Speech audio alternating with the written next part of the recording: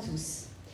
Le CCAS, le Centre communal de l'action sociale, poursuit les actions qui lui sont dévolues telles que les festivités proposées aux seniors, le Noël des écoles, la bourse au permis, l'hébergement d'urgence, la collaboration étroite avec les services sociaux du département, le protocole relatif à l'obligation de domiciliation en mairie, le recensement des personnes vulnérables pour la mise en œuvre du plan communal de sauvegarde, la collaboration avec les associations de la commune et du territoire dans un souci de proximité, d'accès aux droits, de réactivité et de maillage territorial.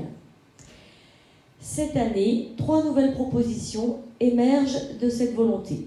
Premièrement, une association de moyens pour développer et faire connaître le réseau des voisineurs implanté sur la commune de Chabanais, porté par l'association Famille Rurale, pour permettre aux Pélussinois isolés d'en bénéficier. Deuxièmement, la possibilité aux Pélussinois d'utiliser la salle des fêtes pour des cérémonies funéraires laïques. Troisièmement, un événement pour la célébration du 8 mars chaque année. Et d'ailleurs, Martine, que célèbre-t-on le 8 mars de chaque année ?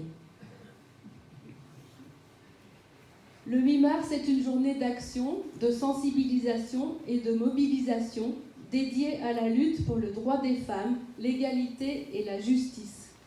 C'est aussi l'occasion de mettre en avant les initiatives qui placent les femmes au cœur de la création, ainsi que leur participation à la vie sociale, politique et économique.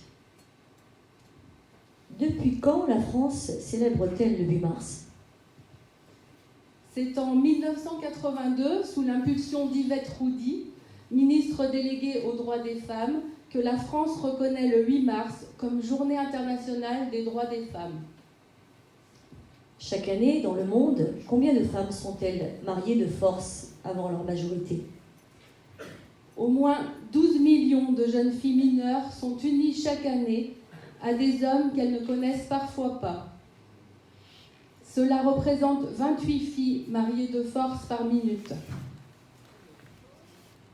À quelle date la loi réprimant les violences conjugales a-t-elle été promulguée ? C'est la loi du 22 juillet 1992 qui réprime les violences conjugales. Un homme qui bat sa femme est passible d'une peine prononcée par le tribunal correctionnel. Quand le viol fut-il défini et reconnu comme un crime ?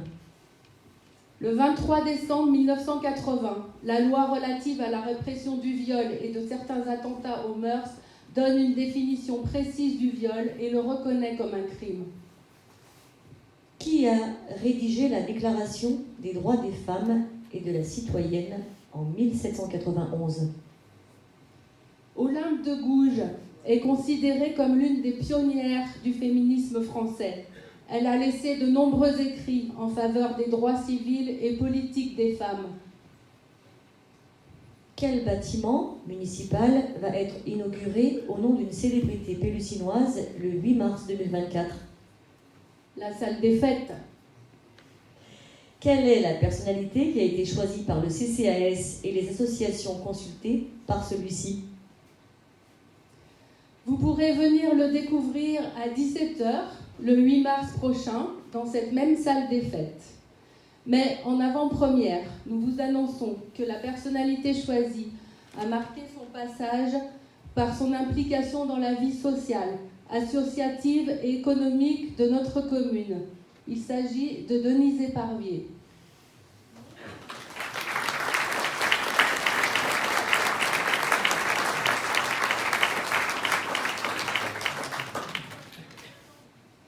L'action sociale passe maintenant la parole à la vie associative. Merci pour votre écoute.